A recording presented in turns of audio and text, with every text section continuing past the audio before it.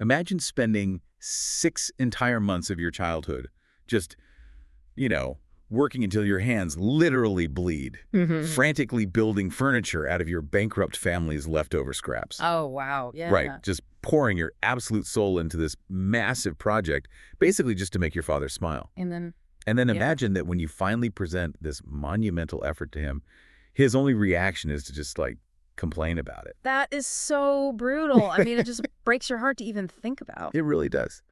Welcome to today's deep dive, everyone. If you are listening to this right now, whether you're commuting or prepping for a meeting, or you're just insanely curious about the hidden mechanics of human psychology, you are absolutely in the right place. You really are. It's going to be an intense one today. Definitely.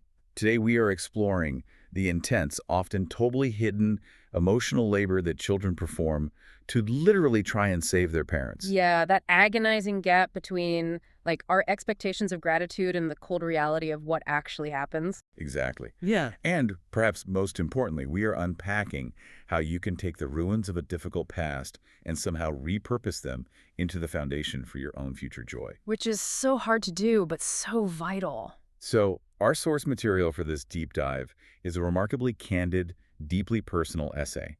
It's from an individual who grew up as a young carer in a Japanese household, navigating the crushing weight of their family's failing architecture business. Or dealing with their own developmental disorder on top of all that pressure, right? Right, exactly.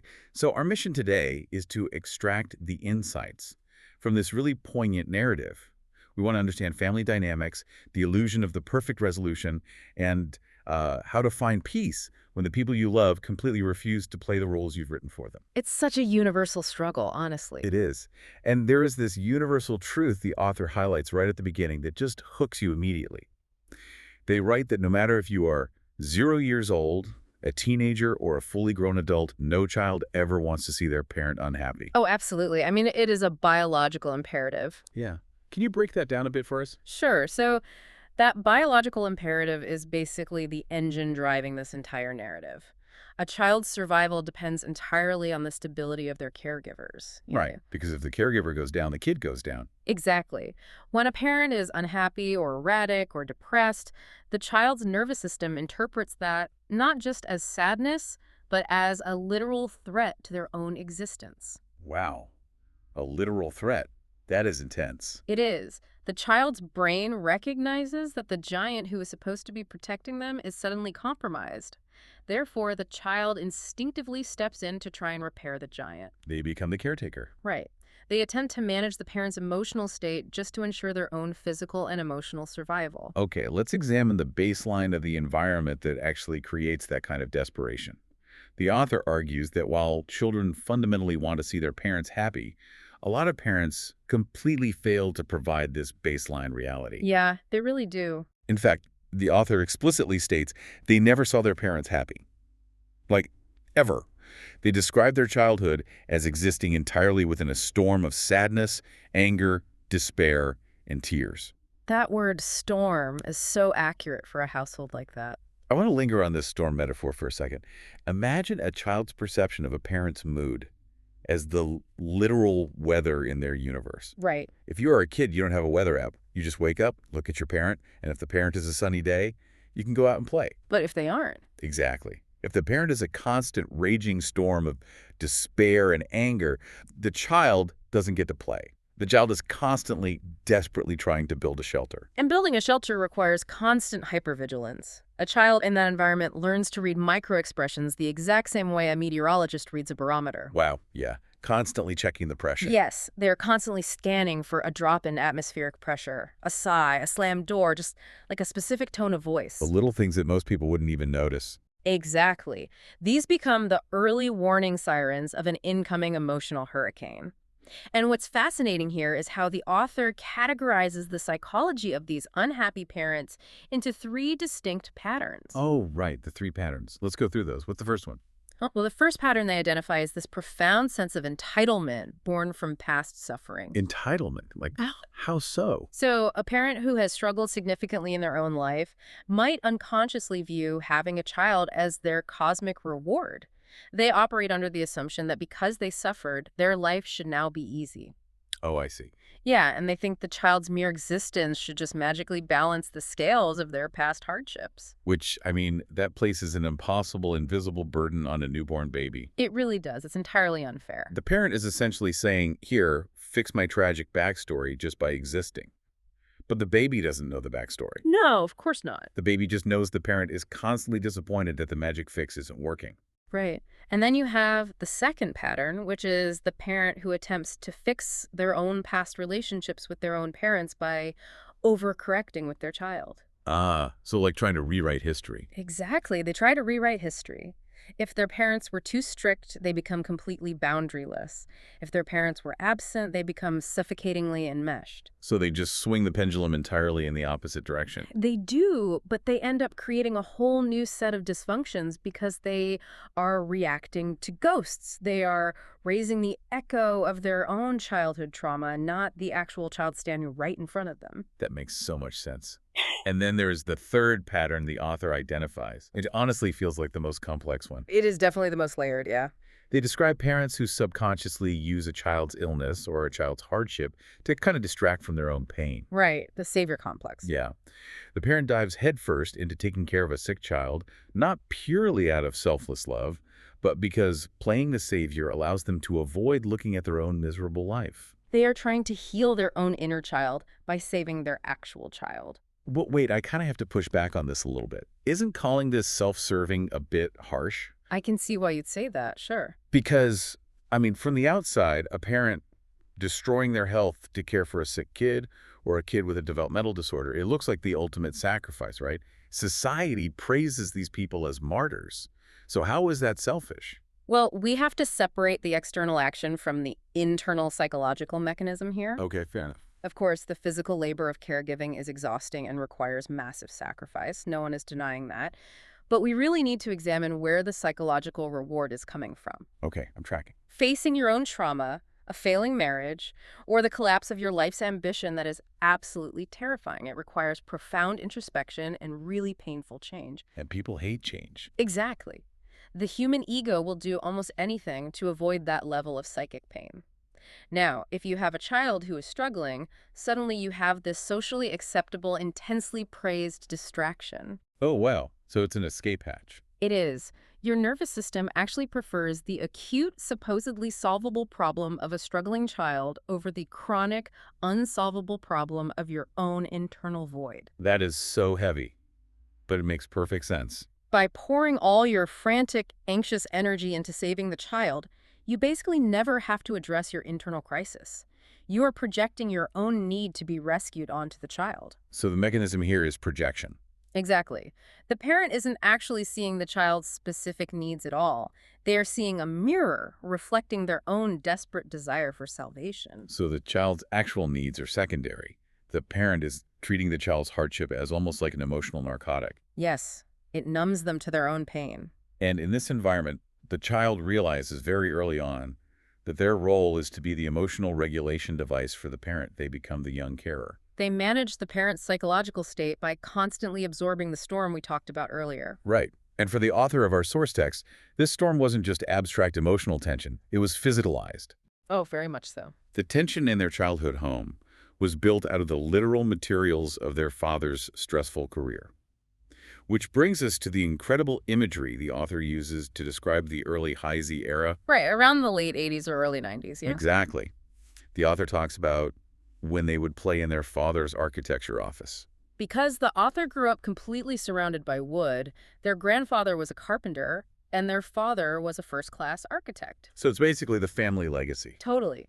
The physical environment of their childhood was defined by timber, blueprints, and just the relentless pressure of the construction industry. The author has these incredibly vivid memories of playing in the office with their older brother. They are using scrap wood and nails that were destined for the trash. Classic kid stuff, right? Yeah, exactly. And the author specifically mentions playing Caveman, directly inspired by a 2D side-scrolling Super Nintendo game where cavemen swung clubs. I love that detail so much. Me too. The kids are attaching nails to the ends of scrap wood, running around pretending to be primitive, club-swinging cavemen, just experiencing wildly creative, uninhibited joy. But there is a very dark contrast happening right next door. Exactly. While the kids are in this prehistoric fantasy world, the father is sitting in the president's office drawing blueprints. And the author describes the father's face not just as stressed, but looking like a Hanya. Right. And for those who might not know, a hanya is a specific mask used in traditional Japanese no theater. It's the demon one, right? Yeah, it represents a terrifying horned demon, but crucially, it is the face of a soul that has been completely consumed by obsessive jealousy, anger, and deep agonizing sorrow. Wow. It is a face twisted by negative emotion that the person simply cannot escape. So why do you think the author specifically uses those two images together? I mean, you have the video game caveman for the kids and the ancient demon mask for the father. It's a very deliberate choice, I think. Right. Like they could have just said, we played with scrap wood while my dad looked angry. Why anchor the memory to a Super Nintendo caveman and a Hanya mask? Well, it highlights the stark dichotomy between the innocence of childhood creativity and the crushing burden of adult capitalism. Okay, unpack that a little for me. Consider the mechanism of play for the children. The caveman game represents primitive survival, but in the context of the Super Nintendo, it is joyful. It is an adventure. It's a game. There are no real stakes. Exactly. The children possess the psychological freedom to take literal scraps, the refuse of the adult world, and transform them into tools of imagination. They are practicing alchemy, turning waste into joy. That's a beautiful way to put it. Alchemy. But the Hanya mask, however, represents a completely different psychological state. The father is at the pinnacle of modern professional achievement, right? He's a first-class architect, a company president. The ultimate success story on paper. Yes. Yet he is the one truly trapped in a primitive, agonizing struggle for survival. The Hanya mask is about a torment you are locked inside. Because he's the one actually fighting for survival, not the kids playing caveman. Precisely. For the father, every single plank of wood, every blueprint, represents financial pressure. It represents the responsibility for his employees' livelihoods and the weight of a business operating during an incredibly volatile economic era in Japan. So the wood represents two completely different realities occupying the exact same physical space. Yes. For the child, the wood is infinite possibility. For the father, it is a suffocating trap. They are interacting with the exact same physical material, but they are speaking completely different psychological languages. That's a great way to summarize it. And this delicate ecosystem, the playful caveman in one room, the demon-faced father in the other, it inevitably shatters when the father's business finally collapses under mounting debt. Which had to be devastating. Oh, absolutely. The collapse forces the father to close the office entirely. They have to vacate a mid-sized lumber yard full of inventory. And this leads to a scene that perfectly illustrates the psychological intolerance of watching a parent lose their identity. Yeah, this part of the essay is really hard to read. It really is. Tragically, about 80% of the wood at the yard simply has to be burned, disposed of. It literally serves as a funeral pyre for the father's identity. The author vividly remembers watching their father and the employees throwing perfectly good wood into the fire. And the dad is expressing deep regret, saying things like, "This can still be used." He's watching his life's work go up in smoke. Exactly. This isn't just a financial loss, it's the physical incineration of his pride and his years of hard work. But the father cannot tolerate total incineration. He has to save something. Right. He refuses to burn the most valuable 20%. We're talking pristine 3 to 4 meter logs of cedar and Japanese cypress known as hinoki. Which is incredibly beautiful, expensive wood. Very expensive. So they bring these massive logs home, and it immediately creates absolute logistical and emotional chaos. Well, yeah, because a standard residential home is not structurally or spatially designed to function as a commercial lumberyard. Not at all. By forcing commercial inventory into a domestic space, the father is violently blurring the boundary between his failed professional life and the family's private sanctuary. Okay, let's unpack this. The author describes how these massive logs completely crushed their tiny yard. They originally had space for 2 cars, but the wood takes up so much room they lose a parking spot. They literally have to rent a space elsewhere, right? They have to rent a remote parking space just to keep their second car. There is 0 room for bicycles, No room for the wheelbarrow they use for large trash. Mm. The physical physics of the yard are just destroyed. The space becomes totally unlivable. The wood is just piled up everywhere. Yeah. And the author describes the piled up wood as, quote, putting a lid on something that smells. That is such a visceral description. Right. I want to dive into the mechanics of that phrasing. This is the physical manifestation of the father's failure, literally blocking the driveway. We really need to analyze this through the lens of hoarding as a trauma response. Oh, interesting. Hoarding as trauma. Yeah. When we examine hoarding from a psychological perspective, it is almost never about the actual physical utility of the objects. It's not about the stuff itself. No. It is a maladaptive mechanism to manage intense anxiety, grief, or loss. The father couldn't bear to burn the premium materials, the hinoki, the cedar. Because that would mean it's really over. Exactly. In his mind, destroying those specific logs would be the final, undeniable admission of total defeat. It would mean he is no longer a creator, he is just a man with massive debt. So he clings to the wood. By saving that 20%, he is desperately trying to retain a physical anchor to his past status. He falls victim to the sunk cost fallacy, truly believing that possessing the raw materials of his former life somehow preserves the life itself. Wow. But look at the mechanism of consequence here. Bringing that massive, unhealed psychological wound into the domestic space suffocates the family's daily functioning. It paralyzes. You can't park, you can't ride a bike, you can't even manage household waste properly. The family is forced to physically navigate around the father's trauma every single time they step out the front door. And that takes a huge toll on a family. It is rotting the atmosphere. Putting a lid on something that smells. They are trying to cover up the stench of failure by just stacking the valuable wood higher. But you cannot ignore a 4-meter log of cedar blocking your path. No, it's a constant, visually inescapable reminder of the family's ruin. And for a young carer, right, a child who is already hyper-attuned to the emotional weather, constantly scanning for a drop in barometric pressure, living inside the physical manifestation of the father's stress becomes unbearable. The child literally cannot take it anymore. So the child decides they must fix the weather. They decide they're going to save their father's pride, and this leads to the 6-month sprint. Yes.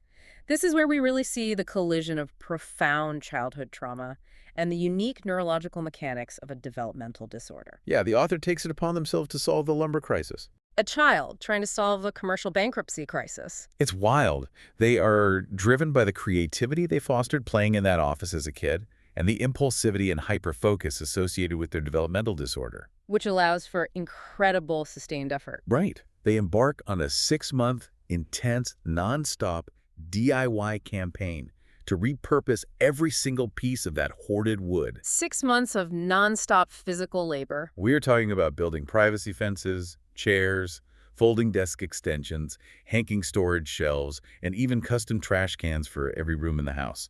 They used every last scrap. It's an astonishing amount of work. The emotional goal was to make the wood valuable again so the father could look at it, see its worth, and peacefully let the burden go. And if we connect this to the bigger picture, the psychological mechanism at play here is just fascinating. How so? Well, the child is attempting to fix a complex, abstract emotional problem, which is the father's clinical depression and loss of identity with tangible logistical labor. They are trying to build their way out of sadness. Exactly. When you have a developmental disorder like ADHD or autism, which often features hyperfocus, your brain can lock onto a task with an intensity that neurotypical brains really struggle to sustain. So they just zero in on the wood. Right.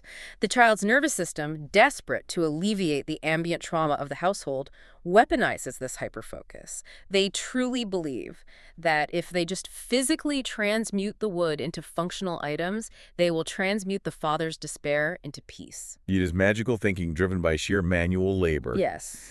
And the author admits they expected a specific cinematic payoff. They expected a Hollywood movie ending. Don't we all want that, though? For sure. They pictured the parents grabbing their shoulders, looking deeply into their eyes with tears, saying, "Thanks to you, we are saved." But that is not what happened. Not even close. Oh. The reality was a brutal rejection. Instead of tears of joy, the parents complained. The father said, "You should have done it this way," or "I actually wanted to keep that piece of wood." That is just crushing. They discussed it between themselves and dismissed the massive 6-month effort by saying, "He's just doing whatever he likes." Wow. For you listening, imagine pouring your absolute soul into a project designed to save someone you love. You work until you are physically exhausted, and they don't even see the effort. They just critique the outcome. It's devastating. Why does the father react this way? I mean, why is he completely incapable of seeing the love behind the labor? Well, it comes down to trauma blindness and completely misaligned love languages. Trauma blindness. Yeah. When a person is consumed by the kind of clinical depression and identity loss the father is experiencing, their cognitive bandwidth for empathy basically shrinks to zero. They just can't see past their own pain. Exactly. They are drowning in their own misery. The parents couldn't see the sacrifice because they were interpreting the author's actions entirely through their own lens of loss. Ah, right. Remember what the wood represented to the father? It was his anchor to his past status. Oh, I see where this is going. When the author took that wood and cut it up to make a trash can, the author thought they were creating utility and resolving the yard crisis. But to the father, the author was destroying the last remaining relics of his architecture firm. Oh, wow. So the father sees the author destroying his museum. Exactly. That is why he says, I wanted to keep that wood. He didn't want a new chair. He wanted his company back. And obviously the kid couldn't give him his company back. Right. Because the father is locked in the Hanya mask of his own torment, he perceives the ultimate act of love as an act of selfish rebellion. The trauma creates a total communication breakdown. So the realization that the Hollywood ending is never going to arrive forces a massive psychological shift in the author. It has to. You can't sustain that.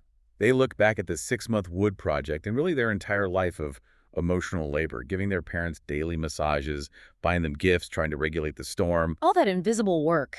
And they realize all of it was like dropping a single drop of water into a vast desert. It evaporates instantly, and the desert remains completely dry. A very powerful realization. So the author makes a radical decision. They withdraw their help completely. And there is a crucial detail in the text that anchors this shift. The water boxes, right? Yes. The author stops carrying the heavy cardboard boxes of water up the stairs to the second floor. They just leave them at the bottom. Leaving the water boxes at the bottom of the stairs is a profound physical manifestation of a psychological boundary. It's them putting their foot down. Yes. It is the absolute cessation of all emotional and logistical caretaking. The author notes that once they stopped trying to actively hold the family together, the home transformed. It literally froze. The warmth was gone. It became what they called a cold workplace, just a group of strangers surviving under the same roof. That's chilling.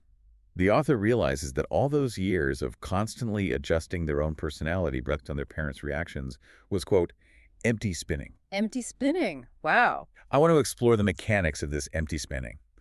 Imagine you are acting as the shock absorber in a car for your entire life. Okay, I'm picturing it. Your whole existence involves compressing and expanding your own nervous system to absorb the bumps, potholes, and harsh impacts of your parents' emotional driving.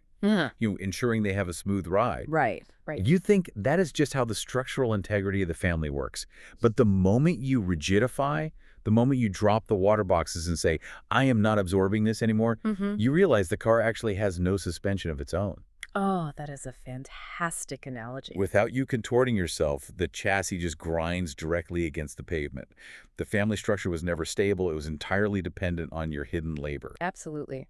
When you remove the shock absorber, you expose the mechanical failure of the vehicle. It's jarring. The realization of empty spinning is the agonizing recognition that your immense effort was basically masking a fundamental structural void. So setting that boundary was necessary, but painful. Setting that boundary is an absolute biological necessity for the author's self-preservation. If they continue to absorb the shocks, their own chassis will break. They will burn out completely. Exactly. However, establishing that boundary does not generate relief. It generates profound grief. Because now they have to face the reality of the family. Yes. The house becoming a cold workplace provides undeniable empirical proof that the unconditional love the author was desperate for isn't actually hiding beneath the parents' stress. It's just not there. The capacity for that love simply isn't there in the way the author requires.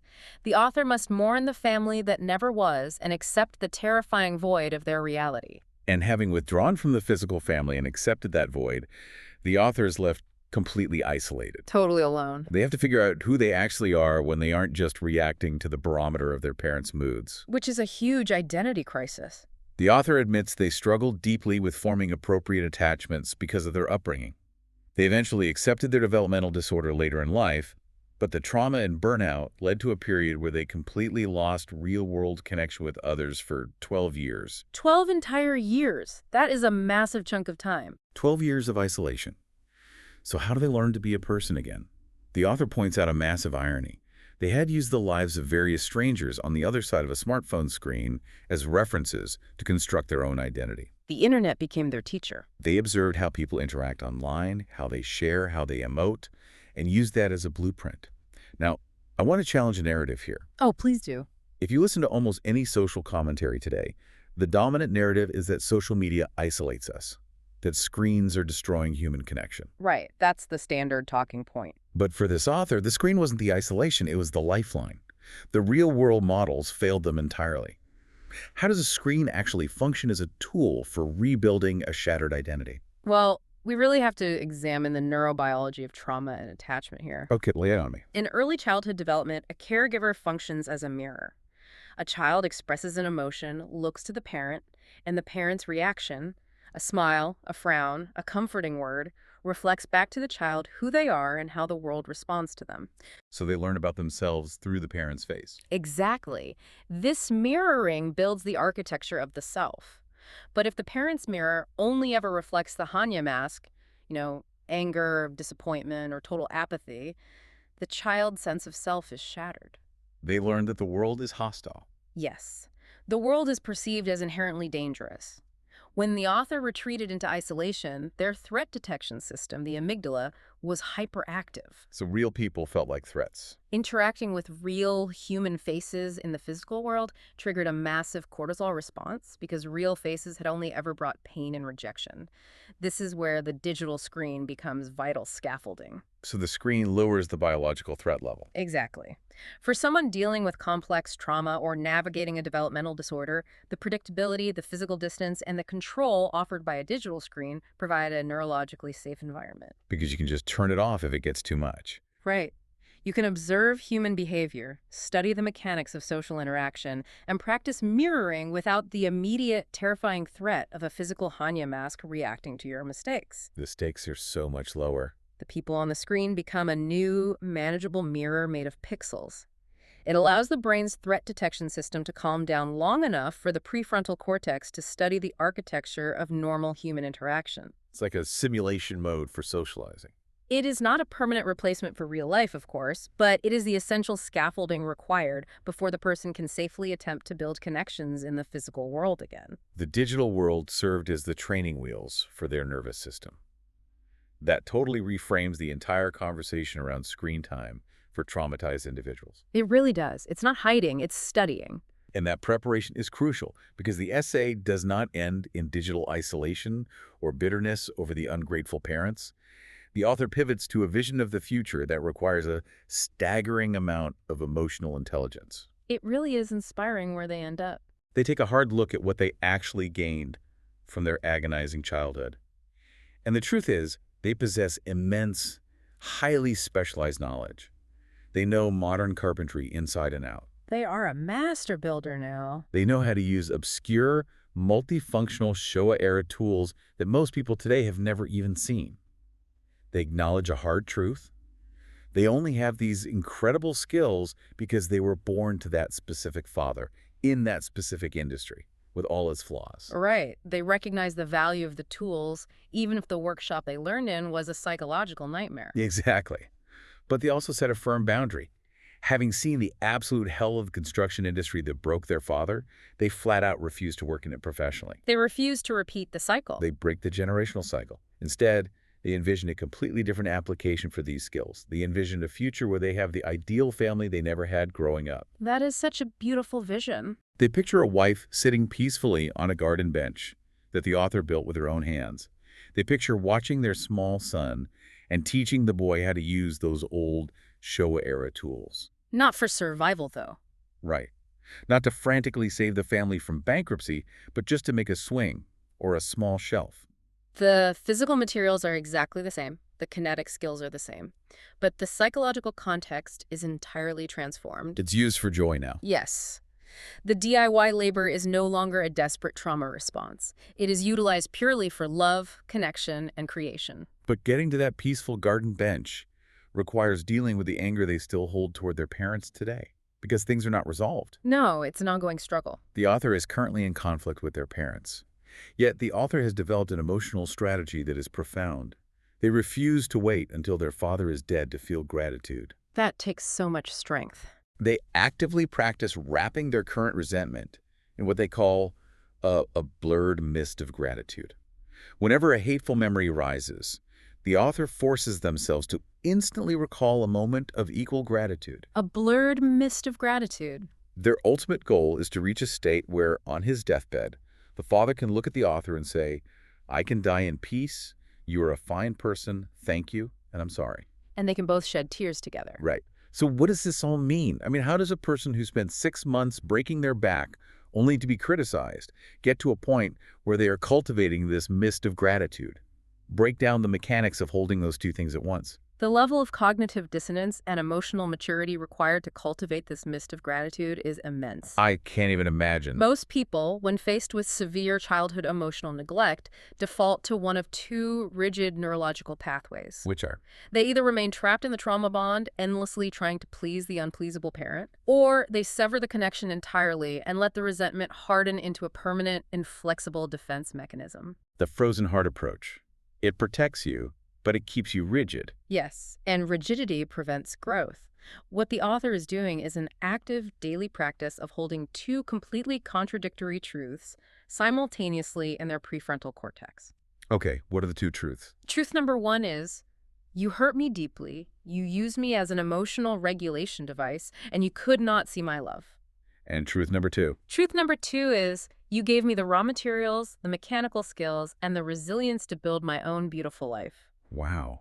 Holding both of those must be exhausting. It is incredibly taxing for the human brain to hold both of those concepts without allowing one to obliterate the other. We crave binary narratives, We want the good guy and the bad guy. Exactly. We want the villain to be entirely evil or the hero to be entirely pure. But the author recognizes that if they only focus on the resentment, their nervous system remains chained to the father's trauma. The anger keeps them living inside the father's weather system. Perfect way to phrase it. By actively wrapping the hateful memories in the mist of gratitude, the author is executing the ultimate act of cognitive reappraisal. They are rewriting the meaning of it all. Yes, they are not forgiving the autos, and they are not practicing toxic positivity. Right, because toxic positivity denies the existence of the pain entirely. Exactly. The mist of gratitude acknowledges the pain, but refuses to let it be the sole architect of their legacy. I love that. They are extracting the functional tools from the psychological wreckage and leaving the toxic waste behind. They are providing themselves with the emotional closure that the father is biologically and psychologically incapable of providing. They are building their own internal emotional shelter. They really are. And that brings us full circle on this incredible journey. We started with the innocent Super Nintendo caveman, blissfully swinging clubs in an architecture office, overshadowed by the demon mask of adult stress. Such a powerful contrast. We navigated the collapse of the business, the physical suffocation of the hoarded wood, and that heartbreaking 6-month DIY sprint where a child tried to structurally engineer their way into their parents' hearts. And the agonizing realization that it didn't work. Right. We examined the necessary withdrawal, the dropping of the water boxes, the 12 years of isolation, and the rebuilding of the self through the pixelated safety of the internet. Finding a new mirror to learn from. And finally, we arrived at this astonishingly mature decision to reclaim those carpentry skills for a future family, actively practicing gratitude alongside resentment. It's an incredible story of resilience. As we wrap up this deep dive, I want to leave you, the listener, with a final provocative thought. What is it? Think about the times in your life when your acts of love, your hardest work, or your deepest emotional labor were rejected, ignored, or criticized by someone you were desperately trying to help. We all have those moments, sadly. We almost always categorize those experiences as total losses. We think the effort was entirely wasted. But consider our author. What if it wasn't a waste? Exactly. What if the immense emotional labor and the literal physical skills you developed while trying to save someone who simply couldn't be saved weren't a waste at all? That changes everything. What if those unappreciated, agonizing efforts were simply the brutal, necessary training ground for the exact skills you will need to build the foundation of your own deeply happy future? The skills remain even if the recipient didn't appreciate them. Yes. The wood might have been hoarded for all the wrong reasons, but it can still be used to build a beautiful bench. Absolutely beautifully said. Thank you for joining us on this deep dive. Take a look at your own obscure, difficult lessons from the past, and consider how you might use them to build something entirely your own tomorrow. Keep building.